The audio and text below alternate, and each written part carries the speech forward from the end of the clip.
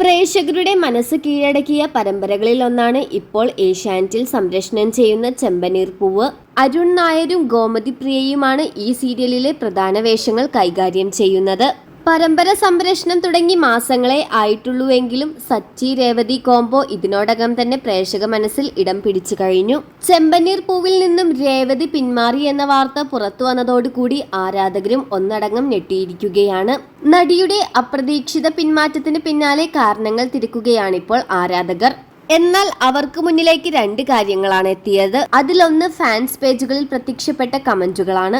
ഒരേ സമയം രണ്ട് സീരിയലുകളിൽ അഭിനയിക്കുന്നതിനാൽ ആരോഗ്യപരമായ പ്രശ്നങ്ങൾ നടിക്ക് ഉണ്ടായി എന്നും അതിനാലാണ് പരമ്പരയിൽ നിന്നും പിന്മാറിയത് എന്നുമാണ്. എന്നാൽ ഇപ്പോഴല്ല, പരമ്പര തുടങ്ങിയ സമയം മുതലേ രണ്ട് സീരിയലുകളിൽ ഒരുമിച്ച് അഭിനയിച്ച് മുന്നോട്ടു പോവുകയായിരുന്നു ഗോമതി പ്രിയ. പിന്നെ ഇപ്പോൾ അങ്ങനെ ഒരു പ്രശ്നമുണ്ടാകാൻ സാധ്യതയില്ലെന്ന് ആരാധകർ തന്നെ ചൂണ്ടിക്കാട്ടി.